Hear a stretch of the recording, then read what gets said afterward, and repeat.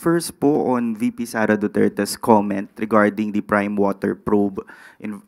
Sabi niya po ay it's political and ginagawa lang daw po ito ng administrasyon dahil sa politika and dahil daw po rin sa kanyang endorsement kay senatorial candidate Villar. Ano po ang comment natin dito? We cannot expect anything nice or any nice word from the Vice President in favor of the President and of the present administration. She will always use that excuse or defense of pamumulitika without really answering or responding directly to the issues. Unang-una po, since 2023, nung pumutok na po ang patungkol sa confidential funds at na ito ay nagasto sa loob lamang ng 11 days, yan din po ang kanyang nasabi. Napakaagang pamumulitika. Ngayon po, may issue pa rin po tungkol sa 12.3 billion nakuha findings patungkol po sa DepEd unsettled financial transactions ng DepEd sa pamumuno po ni VP Sara. Yan pa rin po ba ang sasabihin niyang pamumulitika?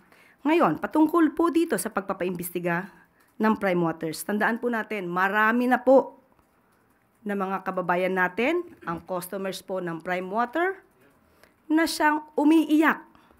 Hindi po ito bago. Kaya po nakakapagtaka kung bakit hindi ito nasolusyonan sa nakaraang administrasyon.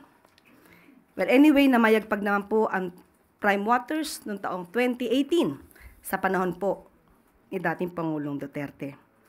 At ang nais lang po sana natin, kung ano mang pakikipag-argumento po o pakikipag-diskusyon ng ating Vice Presidente, sana po ay i-level up po natin. Rason sa rason, datos sa datos, huwag gamitan ng masasamang salita or pagmumura.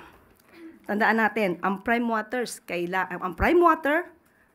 ano man naging transaksyon nito, dahil umiiyak ang karamihan, dapat po talagang maimbestigahan.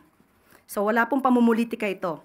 Hindi po lahat ng ginagawa ng administrasyon para sa taong bayan ay pulos or pamumulitika. Kailangan pong trabahuhin, obligasyon po ng gobyerno at ng Pangulo na tugunan ang lahat ng hinaing ng taong bayan. Yusek, we have a follow-up question from Pia Gutierrez, ABS-CBN. Mamingi lang po ng details dun sa investigation. Which agency will investigate Prime Water at kailan po ito magsisimula? Nag-start na po. Ngayong araw na to. Ang luwa.